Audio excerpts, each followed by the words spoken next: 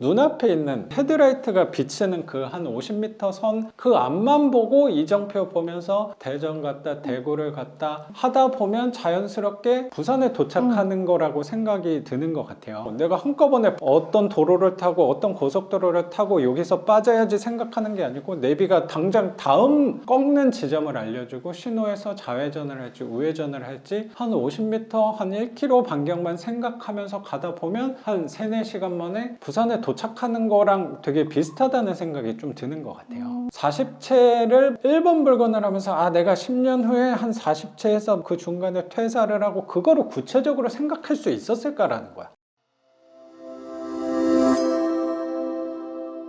제가 이걸 한다고 했을 때 저희 남편도 있고, 물론 아들은 뭐 이거에 대해서는 저기는 아니지만 가족이 타격을 입으면 안 된다. 그렇죠. 생활하는데 너 이거 돼서 뭐 대출이자 나가고 생활비에서 뭐가 빠지면 안 되잖아요. 그래서 최대한 내가 가져오는 돈은 적은데 대출도 많이 받고 했지만 내 돈이 안 들어가게끔 그렇게 만들려고 하니까 자꾸 허름한 거 이렇게 꾸질꾸질한 걸 보게 되더라고요. 뭐 이 집은 되게 좋은 편이라고 생각하는데 겉에서 봤을 때는 어쩌면 우리는 허름한 집들, 반지하 이런 거 위주로 하다 보니까 그런 이미지가 분명히 생긴다는 생각도 드는데 이게 진짜 실속 있는 투자라고 저는 생각을 하거든요. 그리고 저도요. 이게 더 부자라는 선이 있다면 거기에 더 가까운, 그리고 선생님 투자금이 상대적으로 적을 수 있는데 그걸 마이너스 통장을 계속 쓰면서 집을 늘려간다면 그건 또 언젠간 또 멈춰져야 되는 부분들이 남편이 불편해할까 봐. 생길 수 있으니까. 그리고 우리는 어느 정도 빚에 대한 이미지, 기준에 대해서 생각하고 우리가 내는 빚은 수입을 불러오는 자산을 사기 위해서 대출을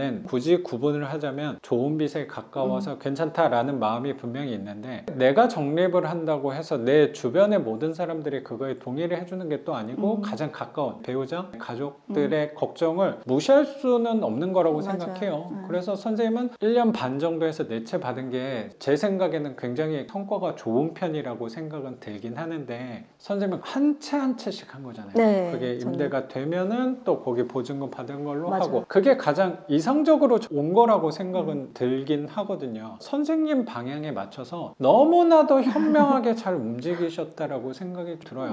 감사합니다. 오히려 내가 투자금이 적은데 무리하게 다음 물건을 또 생각 안 하고 여기서 돈을 다 써버리면 그것만큼 더 답답한 상황이 있을까라는 생각이 되게 들어. 저는 이 투자하면서 가장 중요한 게 또 지금 물건에서 이제 또 세입자가 들어오면 월세 현금 흐름이 늘어나는 즐거움도 분명히 있는데 거기서 이제 끝나버린다고 생각하면 또 그것만큼 가슴이 답답해지고 먹먹해지는 건 없는 것 같거든요. 맞아요. 이걸 하고 내가 다음 거 한 10번째 20번째는 모르겠는데 적어도 이거 한 다음에 보증 얼마 받고 하면 또 다음 물건을 할 수 있겠다. 다음 단계에 대해서는 볼 수 있다는 게 가장 큰 또 희망이 아니었나라고 생각이 들고, 제가 오늘 오면서 책을 쓰면서 그 비유를 넣었던 게 운전을 하는 거랑 약간 비슷하다는 생각도 들어요. 밤에 운전을 할 때 내가 서울에서 부산을 우리는 예를 들어 간다고 생각했을 때 서울에서 부산을 한 번에 어떻게 가야지를 생각한다기보다 눈앞에 있는 헤드라이트가 비치는 그 한 50m 선 그 앞만 보고 이정표 보면서 대전 갔다 대구를 갔다 하다 보면 자연스럽게 부산에 도착하는 거라고 생각이 드는 것 같아요. 내가 한꺼번에 어떤 도로를 타고 어떤 고속도로를 타고 여기서 빠져야지 생각하는 게 아니고 내비가 당장 다음 꺾는 지점을 알려주고 신호에서 좌회전을 할지 우회전을 할지 한 50m 한 1km 반경만 생각하면서 가다 보면 한 3, 4시간 만에 부산에 도착하는 거랑 되게 비슷하다는 생각이 좀 드는 것 같아요. 그러니까 이 물건도 비슷한 것 같아. 40채를 10년 전에 1번 물건을 하면서 내가 10년 후에 한 40채에서 그 중간에 퇴사를 하고 그거를 구체적으로 생각할 수 있었을까라는 거야. 대단하다. 말이 안 되는 거야. 그러니까 한 걸 보니까 대단하다라고 보여지는 것 뿐인 것 같아. 약간 그 느낌이죠. 운전 처음 한 사람이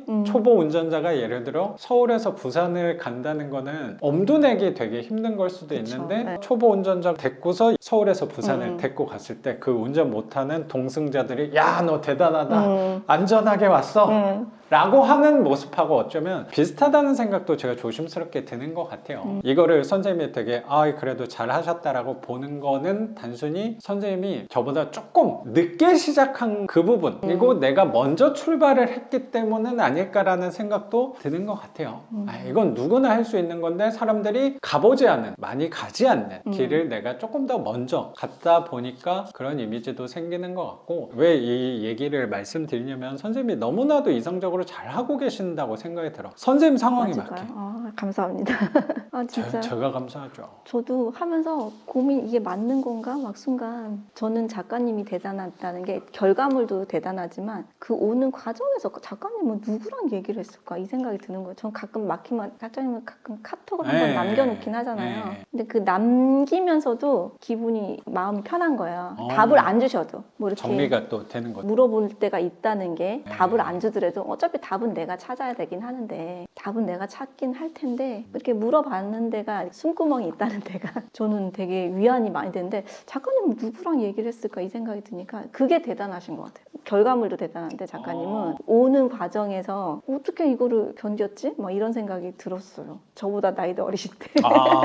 아까 선생님 말 속에서 어쩌면 실마리와 정답이 좀 있는 것 같아요. 선생님도 저한테 물어보려고 하다 보니까 정리 안 된 거를 즉각적으로 아마 물어보신 적은 없을 거라고 생각하거든요. 그쵸, 선생님도 고민하다가 맞아. 이게 답이 안 나오네 했을 때 의견을 구하려고 하셨을 거라고 싶어요. 왜냐면 지금 한 1년 맞아요. 반 정도 됐는데 선생님이 물어본 거를 많이 하신 것처럼 했지만 거의 혼자서 저는 다 하셨다고 생각이 좀 들어요. 뭐 중요한 부분에서 뭐 대출이나 뭐 금액이나 법무비나 그런 거에서 처음에 의견을 좀 구했던 것 뿐인 거지 두 번째, 세 번째 하면서는 거의 다 저는 혼자 하셨다고 생각이 좀 되거든요. 근데 그때 물어볼 때 선생님은 자연스럽게 정리를 하게 되는 것 같아요. 맞아. 왜냐면 카톡 쓸 때도 지웠다가 잠깐만 이게 이 말을 내가 물어보는 게 맞나? 이렇게 생각하게 되더라고요. 그런 것들을 저도 스스로 할 수밖에 없었던 것 같아요. 뭐 그러니까. 제가 초반에 할 때는 저희 아버지랑 얘기를 많이 하게 됐는데 시간이 지날수록 아버지한테 물어볼 수가 없는 것들이 많이 생기는 것 같아요. 예를 들어서 뭐 대출이 10개, 20개가 되면 이제 10억, 20억이 되면 이런 거를 또 아버지한테 그만하라고 하실 게 분명한 건데 그 답을 구할 수 있는 사람이 저도 많이 없었던 것 같아요. 그러면서 저는 선생님 잘 아시겠지만 글을 쓰면서 해소를 많이 하게 된 것 같은데 그러면서 그 생각이 좀 들어요. 우리 삶을 살아가는 데 있어서 항상 생각은